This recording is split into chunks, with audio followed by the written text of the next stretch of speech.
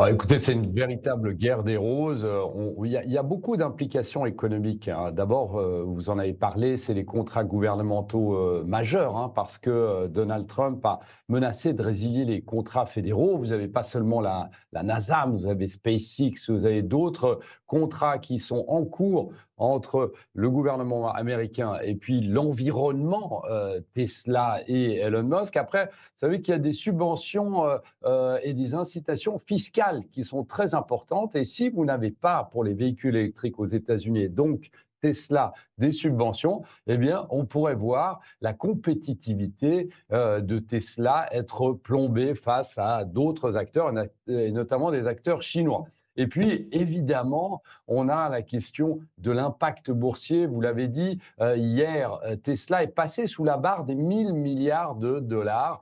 Donc, on voit qu'il y a un impact direct sur l'homme qu'est Elon Musk et puis le cours de bourse de Tesla. Alors, il y a aussi d'autres implications, je dirais aussi politiques, puisque vous l'avez dit aussi, Elon Musk veut faire son propre parti. Et ce qui est assez important de noter, c'est que potentiellement, ce n'est pas seulement Elon Musk qui pourrait être impacté par ce combat des roses, cette guerre des roses, parce que d'un autre côté, eh bien, Donald Trump pourrait perdre une base de ses électeurs, puisque je vous rappelle quand même que Elon Musk incarne aux yeux d'une large base électorale, eh bien, les valeurs initiales du mouvement MAGA, le fameux Make America Great Again. Donc, dans ce combat mano à mano, même si on voit on va peut-être poser les gants, eh bien, il n'y a pas de réel vainqueur. Eh bien,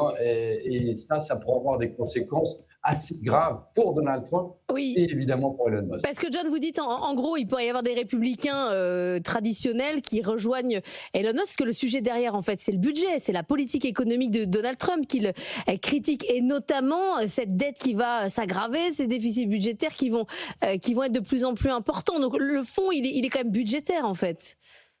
Oui, clairement budgétaire. Et le problème, c'est que le nerf de la guerre ici, c'est la baisse des impôts, parce que c'était la promesse de Donald Trump de baisser les impôts de 21 à 15%. Et en fait, on constate en définitive que si on baisse les impôts, eh bien, les taxes tarifaires, les taxes d'importation ne compenseront pas ce que le gouvernement américain va ramener dans son escarcelle. Donc, évidemment, on est dans une situation extrêmement compliquée. Ce que ne comprend peut-être pas Elon Musk, c'est que pour avoir un budget et pour qu'il soit signé à la Chambre des représentants, eh bien, il faut faire des concessions. Et Elon Musk ne veut pas faire des concessions, mais d'un autre côté, Donald Trump va être obligé de faire des concessions pour que Ouais. certains démocrates signent ce budget.